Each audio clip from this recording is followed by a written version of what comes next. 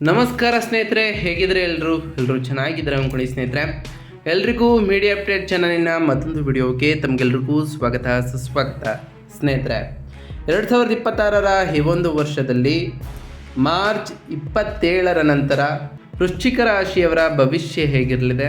ಈ ವೃಶ್ಚಿಕ ರಾಶಿಯವರಿಗೆ ಹೊಸ ಸಂವತ್ಸರವಾದಂತಹ ಶ್ರೀ ಪರಭವ ನಾಮ ಸಂವತ್ಸರವು ಹೇಗಿರಲಿದೆ?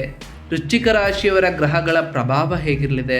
ನಿಮ್ಮ ಜೀವನದ ವಿವಿಧ ಅಂಶಗಳಾದಂತಹ ವೃತ್ತಿಯಲ್ಲಾಗಿರ್ಬೋದು, ಆರೋಗ್ಯ, ಉದ್ಯೋಗ, ಕುಟುಂಬ, ವ್ಯಾಪಾರ, ಹಾಗೆಯೇ ವ್ಯವಹಾರ ಮತ್ತು ಶಿಕ್ಷಣಕ್ಕೆ ಸಂಬಂಧಪಟ್ಟಂತೆಯೇ ನಿಮ್ಮ ಪ್ರೀತಿ ಪ್ರೇಮದ ವಿಚಾರದಲ್ಲಿ ಏನೆಲ್ಲ ಬದಲಾವಣೆಗಳನ್ನು ಕಾಣಲಿದ್ದೀರಿ? ಯಾವುದರಲ್ಲಿ ಶುಭವಾಗಲಿದೆ, ಯಾವುದರಲ್ಲಿ ಬಹಳ ಎಚ್ಚರಿಕೆಯನ್ನು ವಹಿಸಬೇಕು, ಹಾಗೆಯೇ ಇರುವಂತಹ ಸಮಸ್ಯೆಗಳಿಗೆ ಸರಳ ಪರಿಹಾರಗಳೇನು ಎಂಬುದನ್ನು ಕೂಡ ಇದೇ ವಿಡಿಯೋದಲ್ಲಿ ತಿಳಿಸ್ಕೊಡ್ತಾ ಹೋಗ್ತಾನೆ. ಅದರಿಂದ ವಿಡಿಯೋನ ಸ್ಕಿಪ್ ಮಾಡದೆ ಇಲ್ಲಿಂದ ಕೊನೆ ತನಕ ನೋಡ್ತಾ ಬನ್ನಿ. ಸ್ಕಿಪ್ ಮಾಡಿ ವಿಡಿಯೋ ನೋಡೋದ್ರಿಂದ ಅಷ್ಟು ಇನ್ಫಾರ್ಮೇಷನ್ ಅರ್ಥ ಆಗೋದಿಲ್ಲ. ಸೊ ಫಸ್ಟಿಂದ ಎಂಡ್ ತನಕ ವಿಡಿಯೋನ ವಾಚ್ ಮಾಡಿ. ಹಾಗೆ ನಮ್ಮ ಈ ವಿಡಿಯೋ ಇಷ್ಟ ಆಗಿತ್ತು ಅಂದರೆ ವಿಡಿಯೋಕ್ಕೆ ಒಂದು ಲೈಕ್ ಮಾಡಿ. ಯಾರೇನು ನಮ್ಮ ಚಾನಲ್ನ ಸಬ್ಸ್ಕ್ರೈಬ್ ಮಾಡ್ಕೊಂಡಿಲ್ಲ ಅವರು ಈಗಲೇ ಸಬ್ಸ್ಕ್ರೈಬ್ ಮಾಡ್ಕೊಳ್ಳಿ ಸ್ನೇಹಿತರೆ. ಸಬ್ಸ್ಕ್ರೈಬ್ ಮಾಡ್ಕೊಂಡು ಪ್ರತಿನಿತ್ಯ ವಿಡಿಯೋ ವಾಚ್ ಮಾಡ್ತಿರೋರಿಗೆ ಥ್ಯಾಂಕ್ ಯು ಸೋ ಮಚ್ ಅಂತ ಹೇಳ್ತಾ, ಹಾಗಾದರೆ ಈ ಹಿಂದೂ ಪಂಚಾಂಗದ ಪ್ರಕಾರ ಶ್ರೀ ಪರಭವ ನಾಮ ಸಂವತ್ಸರವು ಈ ವೃಶ್ಚಿಕ ರಾಶಿಯವರಿಗೆ ಈ ಮಾರ್ಚ್ 27ರ ನಂತರ ಏನೆಲ್ಲ ಅದೃಷ್ಟಗಳನ್ನು ತರಲಿದೆ, ಹಾಗೆಯೇ ಸಮಸ್ಯೆಗಳಿದ್ರೆ ಆ ಸಮಸ್ಯೆಗಳಿಗೆ ಸರಳ ಪರಿಹಾರಗಳೇನು ಎಂಬುದನ್ನು ಒಂದೊಂದಾಗಿ ನೋಡ್ತಾ ಬರೋಣ ಸ್ನೇಹಿತರೆ.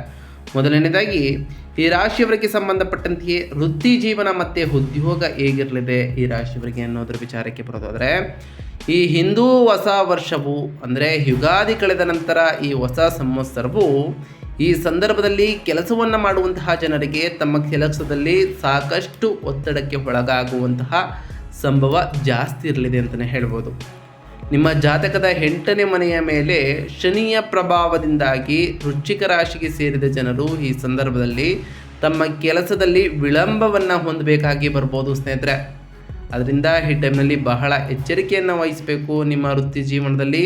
ಹಾಗೆ ಯಾವುದಕ್ಕೂ ಕೂಡ ಮೇಲಾಧಿಕಾರಿಗಳೊಂದಿಗೆ ವಾದವನ್ನು ತಪ್ಪಿಸಬೇಕು ಅಂತಲೇ ಹೇಳ್ಬೋದು ಸ್ನೇಹಿತರೆ. ಹಾಗೆ ವ್ಯಾಪಾರ ಮತ್ತು ವ್ಯವಹಾರ ಮಾಡುವಂತಹ ಈ ವೃಶ್ಚಿಕ ರಾಶಿಗೆ ಸೇರಿದ ಜನರು ಈ ಅವಧಿಯಲ್ಲಿ ಹೂಡಿಕೆಯನ್ನು ಮಾಡೋದರಿಂದ ನಿಧಾನವಾಗಿ ಲಾಭ ಗಳಿಸುವಂತಹ ಸಂಭವನೀಯತೆ ಜಾಸ್ತಿ ಇರಲಿದೆ. ಹಾಗೆ ಹೊಸ ಪಾಲುದಾರಿಕೆ ಬಗ್ಗೆ ನಿರ್ಧಾರವನ್ನು ತೆಗೆದುಕೊಳ್ಳುವ ಸಂದರ್ಭದಲ್ಲಿ ಸರಿಯಾಗಿ ಯೋಚಿಸುವುದು ಕೂಡ ಬಹಳ ಉತ್ತಮವಾಗಿರಲಿದೆ ಅಂತಲೇ ಹೇಳ್ಬೋದು. ಈ ಅವಧಿಯಲ್ಲಿ ಈ ವೃಶ್ಚಿಕ ರಾಶಿಗೆ ಸೇರಿದ ಜನರು ತಮ್ಮ ಜ್ಞಾನದ ಹೆಚ್ಚಳವನ್ನು ಹೊಂದಲು ಉತ್ತಮವಾದಂತಹ ಸಮಯವನ್ನು ಪಡೆದುಕೊಳ್ತಾ ಹೋಗ್ತೀರಿ. ಈ ಟೈಮ್ನಲ್ಲಿ ನೀವು ಹೊಸ ಹೊಸ ಕೆಲಸಗಳನ್ನು ಕಲಿಯೋಕ್ಕಿರ್ಬೋದು ಅಥವಾ ಹೊಸ ಹೊಸ ಕೌಶಲ್ಯಗಳನ್ನು ಕಲಿಬೇಕು ಅಂದ್ಕೊಂಡಿರೋರಿಗೆ ಬಹಳ ಅನುಕೂಲಕರವಾಗಿರ್ತದೆ. ವೃತ್ತಿ ಜೀವನದಲ್ಲಿ ಉನ್ನತ ಪದವಿ ಅಥವಾ ನಾಯಕತ್ವವನ್ನು ವಹಿಸುವಂತಹ ಉತ್ತಮ ಅವಕಾಶಗಳು ಕೂಡ ಈ ವೃಶ್ಚಿಕ ರಾಶಿಯ ಜನರಿಗೆ ದೊರಕುವಂತಹ ಪ್ರಬಲವಾದಂತಹ ಸಂಭವನೀಯತೆ ಜಾಸ್ತಿ ಇರಲಿದೆ ಅಂತಲೇ ಹೇಳ್ಬೋದು. ಹಾಗಾದರೆ ಈ ಜೂನ್ ತಿಂಗಳ ನಂತರದ ಸಮಯವೂ ಕೂಡ ಈ ರಾಶಿಯವರಿಗೆ ಸಾಹಸಮಯವಾದಂತಹ ಸಮಯ ಅಂತಲೇ ಹೇಳ್ಬೋದು. ನಿರ್ಧಾರವನ್ನು ತೆಗೆದುಕೊಳ್ಳಲು ಬಹಳ ಉತ್ತಮವಾದಂತಹ ಸಮಯ.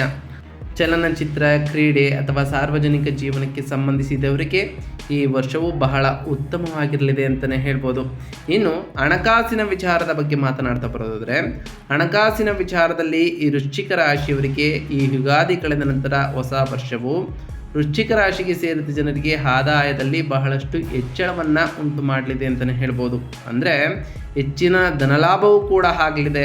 ಹಾಗೆ ಈ ಸಂದರ್ಭದಲ್ಲಿ ನಿಮ್ಮ ಖರ್ಚುಗಳು ಕೂಡ ವೃದ್ಧಿಯಾಗುವಂತಹ ಸಂಭವ ಇರ್ತದೆ. ಏಕೆಂದರೆ ಈ ರಾಶಿಯವರಿಗೆ ಒಂದು ಕಡೆಯಿಂದ ಲಾಭ ಬಂದರೆ ಇನ್ನೊಂದು ಕಡೆ ಖರ್ಚಾಗುವಂತಹ ಚಾನ್ಸಸ್ ಇರೋ ಕಾರಣ ಉಳಿತಾಯದ ಕಡೆ ಹೆಚ್ಚಿನ ಗಮನವನ್ನು ಈ ರಾಶಿಯವರು ಕೊಡಬೇಕಾಗಿರ್ತದೆ ಅಂತಲೇ ಹೇಳ್ಬೋದು. ಇನ್ನು ವೃಶ್ಚಿಕ ರಾಶಿಗೆ ಸೇರಿದ ಜನರು ಈ ಸಂದರ್ಭದಲ್ಲಿ ತಮ್ಮ ಸಾಲಗಳಿಂದ ಮುಕ್ತಿಯನ್ನು ಪಡೆಯುವಂತಹ ಸಂಭವ ಜಾಸ್ತಿ ಇರಲಿದೆ. ಹಾಗೆ ಐಷಾರಾಮಿ ವಸ್ತುಗಳ ಖರೀದಿಗೆ ನಿಮ್ಮ ಹೆಚ್ಚಿನ ಹಣವನ್ನು ಖರ್ಚು ಮಾಡಬೇಕಾಗಿ ಬರ್ಬೋದು. ಹಾಗಾಗಿ ಸಾಕಷ್ಟು ಕಾಳಜಿ ವಹಿಸುವುದು ಉತ್ತಮ. ಉಳಿತಾಯದ ಕಡೆ ಹೆಚ್ಚಿನ ಗಮನವನ್ನು ಕೊಡುವುದು ಕೂಡ ಉತ್ತಮ ಅಂತಲೇ ಹೇಳ್ಬೋದು. ಸಂಪತ್ತಿಗೆ ಸಂಬಂಧಪಟ್ಟಂತಹ ವಿವಾದಗಳಲ್ಲಿ ಸಿಲುಕೋದ್ರಿಂದ ಪರಿಸ್ಥಿತಿ ಗಂಭೀರಗೊಳ್ಳುವಂತಹ ಸಂಭವ ಜಾಸ್ತಿ ಇರಲಿದೆ. ಈ ಅವಧಿಯಲ್ಲಿ ನಿಮ್ಮ ಆದಾಯದಲ್ಲಿ ವೃದ್ಧಿಯಾಗೋದ್ರೊಂದಿಗೆ ಹಠಾತ್ ಲಾಭವನ್ನು ಪಡೆಯುವಂತಹ ಚಾನ್ಸಸ್ ಕೂಡ ಜಾಸ್ತಿ ಇರಲಿದೆ ಅಂತಲೇ ಹೇಳ್ಬೋದು. ರಾಜಕೀಯ ಯೋಜನೆಗಳೊಂದಿಗೆ ಈ ಅವಧಿಯಲ್ಲಿ ಹೂಡಿಕೆಯನ್ನು ಮಾಡೋದ್ರಿಂದ ಭವಿಷ್ಯದಲ್ಲಿ ಉತ್ತಮವಾದಂತಹ ಲಾಭ ದೊರಕುವಂತಹ ಸಂಭವ ಜಾಸ್ತಿ ಇರಲಿದ್ದು, ಈ ಟೈಮ್ನಲ್ಲಿ ನಿಮ್ಮ ಖರ್ಚುಗಳನ್ನು ನಿಯಂತ್ರಿಸುವುದು ಕೂಡ ಉತ್ತಮ ಅಂತಲೇ ಹೇಳ್ಬೋದು. ಇನ್ನು ಆರೋಗ್ಯದ ವಿಚಾರಕ್ಕೆ ಬರೋದಾದರೆ, ಆರೋಗ್ಯದ ವಿಚಾರದಲ್ಲಿ ವೃಶ್ಚಿಕ ರಾಶಿಗೆ ಸೇರಿದ ಜನರು ತಮ್ಮ ಆರೋಗ್ಯದ ಬಗ್ಗೆ ಬೇಜವಾಬ್ದಾರಿತನವನ್ನು ಹೊಂದದೇ ಇರುವುದು ಒಳ್ಳೆಯದು ಅಂತಲೇ ಹೇಳ್ಬೋದು. ಈ ಅವಧಿಯಲ್ಲಿ ನಿಮಗೆ ಮೂಳೆಗಳು ಅಥವಾ ಹೊಟ್ಟೆಗೆ ಸಂಬಂಧಿಸಿದಂತಹ ಸಮಸ್ಯೆಗಳು ಎದುರಾಗ್ಬೋದು. ಹಾಗಾಗಿ ಹೆಚ್ಚಿನ ಕಾಳಜಿ ವಹಿಸುವುದು ಉತ್ತಮ.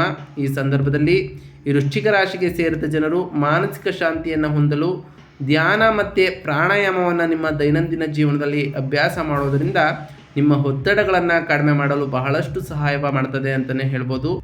ಈ ಟೈಮ್ನಲ್ಲಿ ದಿನ ಕಳೆದಂತೆ ನಿಮ್ಮ ಆರೋಗ್ಯವು ಕೂಡ ಸುಧಾರಿಸ್ತಾ ಹೋಗ್ತದೆ. ಆದರೆ ಒತ್ತಡದ ಬಗ್ಗೆ ಹೆಚ್ಚಿನ ಗಮನವನ್ನು ನೀಡುವುದು ಅವಶ್ಯಕ.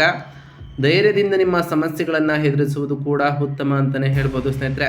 ಇನ್ನು ಈ ರಾಶಿಯವರ ಸಂಬಂಧಗಳ ವಿಚಾರಕ್ಕೆ ಬರೋದಾದರೆ, ಅದರಲ್ಲೂ ಈ ಯುಗಾದಿ ಹಬ್ಬ ಕಳೆದ ನಂತರ ಈ ಸಂದರ್ಭದಲ್ಲಿ ವೃಶ್ಚಿಕ ರಾಶಿಗೆ ಸೇರಿದ ಜನರು ತಮ್ಮ ಮನೆಯ ಸದಸ್ಯರೊಂದಿಗೆ ಯಾವುದಾದರೂ ವಿಚಾರಕ್ಕೆ ಜಗಳ ಅಥವಾ ಮನಸ್ತಾಪವನ್ನು ಎದುರಿಸಬೇಕಾಗುತ್ತದೆ.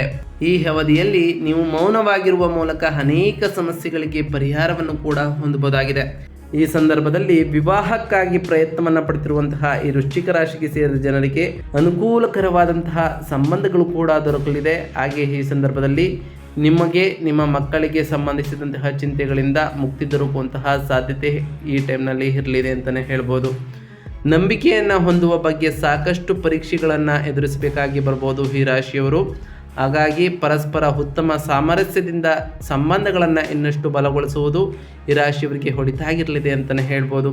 ಹಾಗಾದರೆ ಈ ವೃಶ್ಚಿಕ ರಾಶಿಯವರಿಗೆ ನಾವು ತಿಳಿಸ್ಕೊಡುವಂತಹ ಪ್ರಮುಖ ಸಲಹೆಗಳೇನು, ಈ ಮಾರ್ಚ್ 27 ನಂತರ ಮಾಡಬೇಕಾಗಿರುವಂತಹ ಸಲಹೆಗಳೇನು ಅಂತ ನೋಡ್ತಾ ಬರೋದಾದರೆ, ಶನಿಯ ಸಂಚಾರದ ಈ ಸಮಯದಲ್ಲಿ ಶಿಸ್ತು ಮತ್ತು ದೀರ್ಘಕಾಲೀನ ಗುರಿಯ ಮೇಲೆ ಹೆಚ್ಚಿನ ಗಮನವನ್ನು ಕೇಂದ್ರೀಕರಿಸಬೇಕು ಈ ರಾಶಿಯವರು.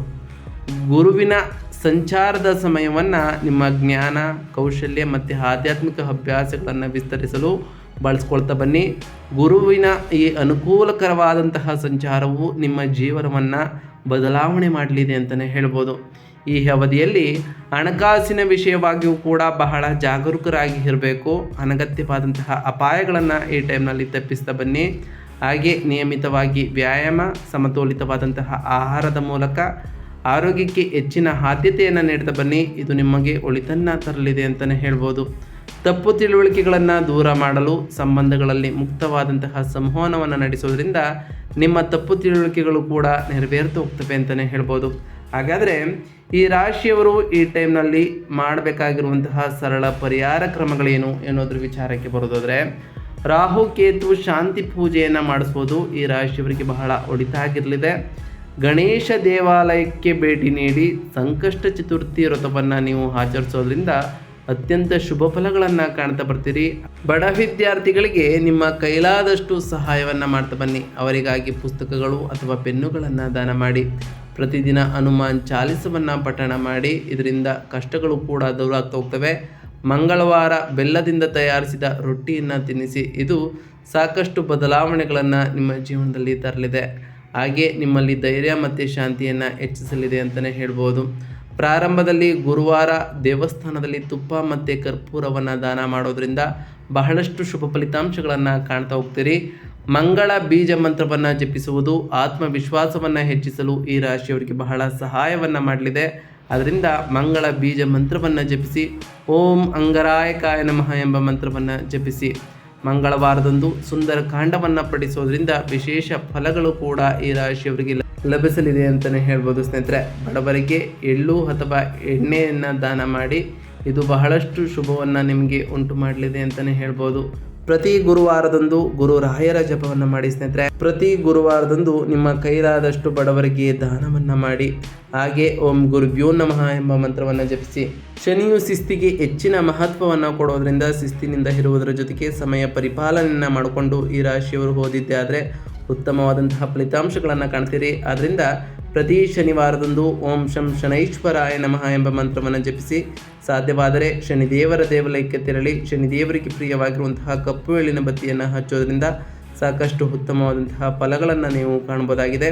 ಪ್ರತಿ ಬುಧವಾರದಂದು ವಿಷ್ಣು ಸಹಸ್ರನಾಮವನ್ನು ಪಠಿಸೋದ್ರಿಂದ ನಿಮ್ಮ ಜೀವನದಲ್ಲಿ ಸಾಕಷ್ಟು ಬದಲಾವಣೆಗಳನ್ನು ಕೂಡ ಕಾಣಬಹುದಾಗಿದೆ ಸ್ನೇಹಿತರೆ. ನಾವು ತಿಳಿಸ್ಕೊಟ್ಟಿರುವಂತಹ ಈ ಎಲ್ಲ ಸರಳ ಪರಿಹಾರಗಳನ್ನು ಈ ರಾಶಿಯವರು ಮಾಡಿದ್ದೇ ಆದರೆ ನಿಮ್ಮ ಜೀವನದಲ್ಲಿ ಸಾಕಷ್ಟು ಬದಲಾವಣೆಗಳನ್ನು ಕಾಣ್ತಾ ಬರ್ತೀರಿ. ನೀವು ಅಂದುಕೊಂಡಿರುವಂತಹ ಕಾರ್ಯಗಳು ಕೂಡ ಯಾವುದೇ ಅಡೆತಡೆ ಇಲ್ಲದೆ ನೆರವೇರ್ತಾ ಬರ್ತದೆ ಸ್ನೇಹಿತರೆ. ಇದಾಗಿತ್ತು ಇವತ್ತಿನ ಒಂದು ವಿಡಿಯೋ ಸ್ನೇಹಿತರೆ. ವಿಡಿಯೋ ಇಷ್ಟ ಆಗಿತ್ತು ಅಂದರೆ ವಿಡಿಯೋಕ್ಕೆ ಒಂದು ಲೈಕ್ ಮಾಡಿ. ಯಾರೇನೂ ನಮ್ಮ ಚಾನಲ್ನ ಸಬ್ಸ್ಕ್ರೈಬ್ ಮಾಡ್ಕೊಂಡಿಲ್ಲ ಅವರು ಈಗಲೇ ಸಬ್ಸ್ಕ್ರೈಬ್ ಮಾಡ್ಕೊಳ್ಳಿ. ಸಬ್ಸ್ಕ್ರೈಬ್ ಮಾಡ್ಕೊಂಡು ಪ್ರತಿನಿತ್ಯ ವಿಡಿಯೋ ವಾಚ್ ಮಾಡ್ತಿರೋರಿಗೆ ಥ್ಯಾಂಕ್ ಯು ಸೊ ಮಚ್ ಅಂತ ಹೇಳ್ತಾ, ಹಾಗೆ ಕಮೆಂಟ್ನಲ್ಲಿ ಓಂ ಶನೈಶ್ವರಾಯ ನಮಃ, ಓಂ ಗುರುಭ್ಯೋ ನಮಃ, ಓಂ ಲಕ್ಷ್ಮೀನಾರಾಯಣಾಯ ನಮಃ, ಓಂ ಅಂಗರಾಯಕಾಯ ನಮಃ ಎಂದು ಕಮೆಂಟ್ ಮಾಡಿ ಸ್ನೇಹಿತರೆ. ಆ ಶನಿದೇವರು, ಮಂಗಳದೇವ, ಗುರುದೇವ, ಲಕ್ಷ್ಮೀನಾರಾಯಣ ನಿಮಗೆ ಆಯುಷ್ಯ ಆರೋಗ್ಯ ಸಮೃದ್ಧಿಗಳನ್ನು ಕೊಟ್ಟು ಕಾಪಾಡಲಿ. ನೀವು ಅಂದುಕೊಂಡಿರುವಂತಹ ಕಾರ್ಯಗಳು ಯಾವುದೇ ಅಡೆತಡೆ ಇಲ್ಲದೆ ನೆರವೇರಲಿ. ಆ ಹನುಮಂತನ ಕೃಪೆಯೂ ಕೂಡ ನಿಮ್ಮ ಮೇಲೆ ಇರಲಿ ಅಂತ ಆ ದೇವರಲ್ಲಿ ಕೇಳ್ಕೊಳ್ತಾ ಇವತ್ತಿನ ಒಂದು ವಿಡಿಯೋನ ಮುಗಿಸ್ತಿದ್ದೀನಿ ಸ್ನೇಹಿತರೆ. ಸಿಗ್ತೀನಿ ಮತ್ತೊಂದು ವಿಡಿಯೋದೊಂದಿಗೆ. Thank you for watching.